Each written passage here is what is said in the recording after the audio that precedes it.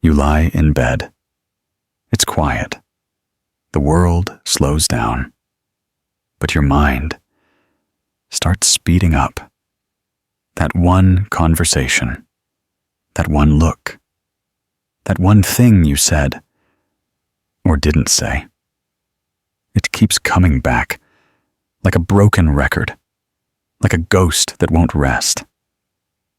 And the most painful part? It's not just the memory. It's the what-ifs. What if I said this instead? What did they really mean? Why can't I stop thinking about it? If this sounds like you, you're not crazy. You're not weak. And no, it doesn't mean you're stuck in the past. Carl Jung would say, it means you're stuck in a psychological loop that isn't complete. In his book, Psychological Types, Jung explains that different people process reality in different ways. Some focus on facts. Some live through feelings. Some remember actions. Others relive emotions. And if you're someone who replays conversations, you're likely an introverted feeling type, which means you don't just experience moments. You absorb them. You don't react out loud. You go inward. You process slowly. You notice tone, energy, tension. You remember what wasn't said, sometimes more than what was. You don't forget because your mind is always trying to understand, trying to fix, trying to bring peace to something that didn't sit right. That's why it keeps looping. Not because you're obsessed, but because something deep in you says, this isn't finished. And most people won't understand that. They'll say, let it go. But how do you let go of something that still lives inside you? According to Jung, we all have an inferior function, a part of us that we suppress or avoid. For the introverted feeler, that function is usually extroverted thinking, clear, rational detachment. So instead of moving on, you analyze, you imagine, you create new versions of what you could have said. You re-edit reality in your mind like a film director, desperate to reshoot the final scene. But the truth is, you're not trying to win. You're trying to feel safe, to feel understood, to feel like you didn't mess up something sacred. And underneath all of that is usually one unspoken fear. I don't want to be misunderstood. Because deep down, you don't fear being wrong. You fear being misread. You fear someone thinking you meant something you didn't. You fear hurting someone unknowingly, or being hurt in silence and never knowing why. You don't replay conversations for control. You do it because your mind is emotionally attuned to things that don't feel resolved. This is where Jung's concept of individuation comes in, the lifelong journey of becoming whole. To do that, you must integrate your dominant and inferior functions, which, in simple terms, means you need to learn to let some things stay open-ended, to accept that not every conversation will have a perfect version, to understand that truth sometimes lives in the tension, not the resolution. But that's hard for people like you, people who carry conversations in their bones. You hear people's words, even days later. You hold space for what they might have meant. You try to fix arguments that already happened. And sometimes, you even take responsibility for things that were never your fault, because you'd rather carry the pain than risk causing it. But Mawa, at what cost? At the cost of peace, of sleep, of silence? Jung believed that when a person's dominant function becomes overactive, they fall into what he called a one-sidedness of personality. And And what does that mean for you? It means your strength, emotional depth, can become your prison if it goes unbalanced. You think you're being responsible, but sometimes you're just replaying pain to punish yourself. You think you're being reflective, but sometimes you're just afraid to admit that you did the best you could. You think you're seeking closure, but sometimes you're just looking for a way to forgive yourself. That's the truth you've been avoiding. The part that Jung would call your shadow, the hidden part of you that says, I'm scared I'm not enough.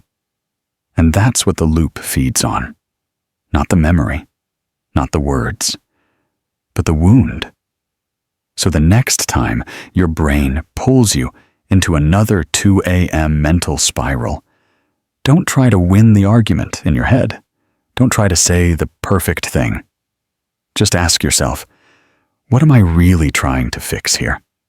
Because chances are, it's not the past. It's a part of you tired that's still not because your day was hard, but because your mind won't stop running. People say you overthink, but that's not it. You overfeel. You carry every tone, every sigh, every word that felt off. And you keep asking, did I say too much? Did I say enough? What if they misunderstood me? Carl Jung didn't call that weakness. He called it a psychological type, a unique internal orientation where your dominant function, especially introverted feeling, phi, or introverted intuition, ni, filters reality through meaning and emotional weight. That means you don't just hear words, you feel them.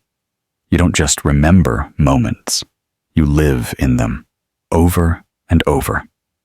In psychological types, Jung breaks down how different people process reality. Some people respond immediately, externally. Others respond later, internally, where every moment gets filtered, interpreted, and absorbed.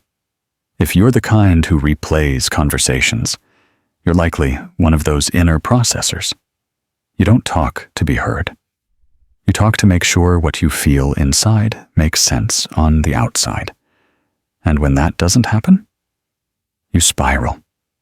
You don't get over it because you haven't resolved it. Jung explained this using the theory of dominant and inferior functions. For example, if you lead with introverted feeling, phi, you internalize emotions deeply, privately. Your inferior function is likely extroverted thinking, T, logic, detachment, structure. So instead of letting things go, you carry them until you emotionally process them, alone. This imbalance becomes your loop. Your dominant function tries to make everything emotionally aligned. Your inferior function, suppressed and immature, can't step in and say, enough. It's over, move on. So you stay stuck, not because you're weak, but because you're psychologically one-sided, just like Jung warned, and the world doesn't help. You live in a society that rewards fast responses and emotional detachment, but you weren't built for that. You were built to feel deeply, and that often comes with a cost. That cost is emotional exhaustion. You feel like your mind is always on, like even your silence isn't peaceful. It's full of noise. That's because your dominant function keeps scanning your memories for errors, for loose ends, for anything unresolved that might hint at danger, rejection, or misunderstanding. Because at your core, you're not trying to fix the conversation. You're trying to protect yourself. From what? From the fear that you were too much. From the fear that you weren't enough. From the fear that someone walked away thinking something about you that isn't true. You crave understanding because you rarely feel understood. And Jung's theory of types explains this perfectly. He said, every perspective excludes another. To be in short psychological attitude is to lose the advantages of the opposite one. So if your entire personality is built around emotional perception, you lose access to detached logic. That's why your overthinking spirals aren't balanced by clarity. They're fed by emotion, and then buried under more self-doubt. This is what creates what Jung called psychic inflation. When one function becomes too dominant, it starts taking over the whole psyche. And that's why small conversations become emotional tsunamis. That's why a 2-minute disagreement takes up 2 days of your mental energy. That's why you can't rest, even when it's quiet. So what's the solution? It's not to stop being who you are. It's to develop your opposite function, to allow logic to sit beside your emotion, to let structure support your sensitivity. For example, when you feel yourself spiraling about what someone said, pause and ask, what are the actual facts? Did they say what I think they said? Is it possible I'm projecting? That's not dismissing your feelings. It's integrating your type. It's letting the whole psyche speak, not just the dominant part. Because healing doesn't mean you stop thinking. It means your thoughts stop hurting you. And if you're someone who keeps reliving conversations, you need to ask yourself, am I trying to control the past? Or am I just afraid of feeling misunderstood again? Carl Jung would tell you, it's not the memory that's haunting you. It's the emotional wound beneath it. A wound that says, if I mess up, they'll leave. If I don't say it perfectly, I'll be misunderstood. If I'm not careful, I'll lose connection. And those aren't just fears. They're echoes. Echoes of childhood, of moments where you weren't heard, where you were punished for speaking, or where silence became your way to stay safe. So now, even as an adult, you relive every conversation, not because you want control, but because deep down, you're still asking the same question. Am I safe to be me? And the answer isn't in fixing every conversation. It's in learning to tell yourself, I did my best. You keep going over that moment. Not because you want to, but because it feels like your fault. You remember their face, their reaction, the pause after your words. And even if they never said anything was wrong, you feel it. That quiet tension, that shift in energy. So now your brain won't let you rest. Carl Jung would say, you're not just remembering. You're trying to rescue something. And what is it? The connection. Somewhere deep inside you, you've learned that connection and responsibility are the same. That being a good person means taking emotional ownership for how others feel, even when they never asked you to. So every time a conversation ends awkwardly, every time someone walks away differently than they arrived, you assume it's your fault. That's not compassion. That's trauma. And Jung would say, that's a psychological pattern rooted in how your type processes guilt. In Psychological Types, Jung explains how each personality structure forms its own truth lens. And for some of us, especially introverted feelers, that lens absorbs everything personally. You don't just experience interactions, you interpret them through an emotional filter. What did they feel? What did I miss? Did I disappoint them? Could I have said that better? And because you're constantly analyzing emotional subtext, you end up confusing guilt with care. You think, if I feel bad, it must be because I care deeply. If I hurt them, I must be wrong. If I overthink it, it must mean I did something bad. But that's not care. That's self-punishment. It's the result of carrying emotional responsibility that was never yours to begin with. Maybe you grew up in a home where peace was your job. Maybe someone close to you had volatile moods, so you learned to overanalyze every word you said. Maybe you were the one who kept the family together, the listener, the one who smoothed things over, the one who apologized, even when you weren't wrong. So now, as an adult, that pattern repeats. You enter conversations guarded, but generous. You speak honestly, but cautiously. You want to connect, but only if it feels safe. And when it doesn't, you assume the danger is you.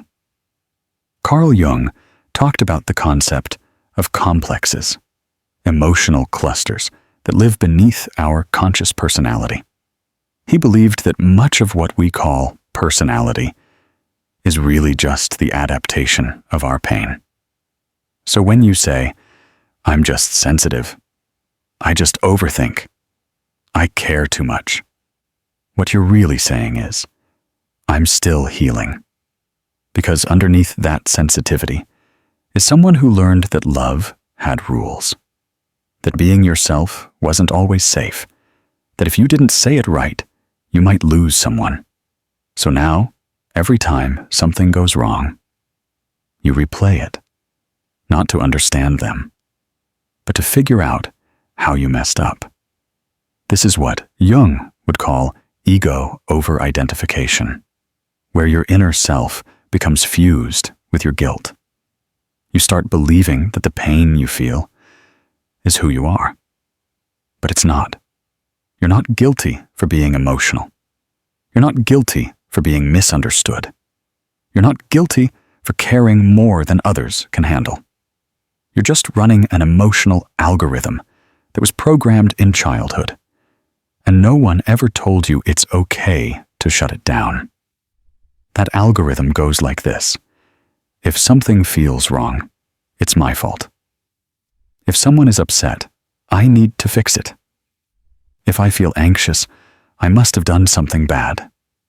If I replay this enough times, I can make it go away. But Mawa, it never goes away, because your brain isn't solving a memory. It's trying to solve your worth. You're not trying to fix the conversation. You're trying to prove that you're still lovable, even if it went wrong. You're not trying to analyze the moment. You're trying to avoid the feeling that says, "I messed up something that mattered." But listen, not every awkward silence is your fault. Not every strange look means judgment. Not every shift in tone means someone hates you. You are not the keeper of every emotional atmosphere. You are not responsible for how others perceive what you say, especially when you spoke with truth, kindness, and care. Jung's process of individuation is about becoming whole, and you cannot be whole if you keep chopping pieces of yourself off every time something doesn't feel perfect. So how do you stop? You don't stop caring. You stop carrying what isn't yours. You start asking, is this really mine to fix? Is this guilt or just emotional over-responsibility? Am I remembering the event or reliving my fear of being unloved? Jung believed that when we integrate our shadow, we stop trying to be perfect and start learning how to be true. So here's the truth.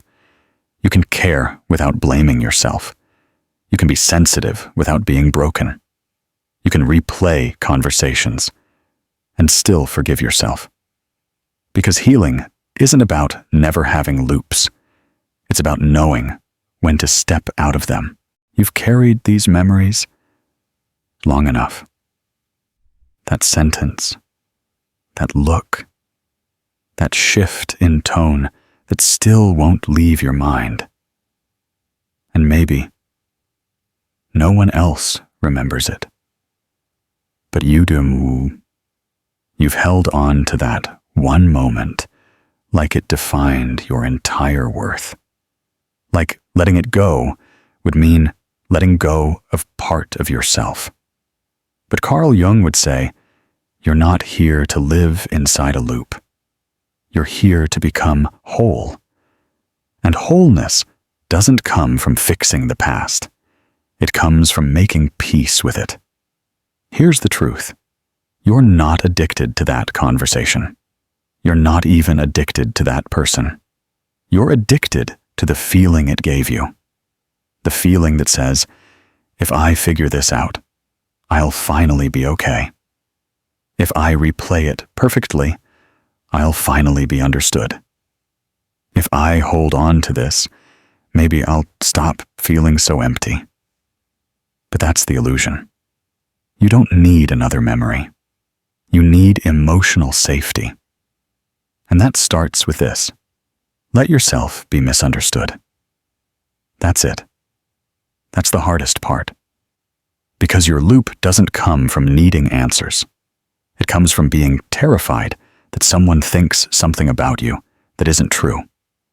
But you will never control someone's perception of you, no matter how kind you are, no matter how perfect your words are, no matter how many times you relive what happened. At some point, your healing has to become more important than their misunderstanding. You have to choose your peace over their approval. That's individuation. It's when you stop editing your identity to fit the wounds of your past. It's when you stop defining yourself by your worst moments. And you start asking, who am I without this loop? Carl Jung believed that wholeness isn't about perfection. It's about integration. That means accepting the part of you that overthinks, but also letting your wiser self step in and say, I've felt enough. I've cared enough. I've replayed enough. Now, I choose peace. Here's how you begin to stop the cycle. Recognize the pattern. When the replay starts, don't dive into it blindly. Say it out loud.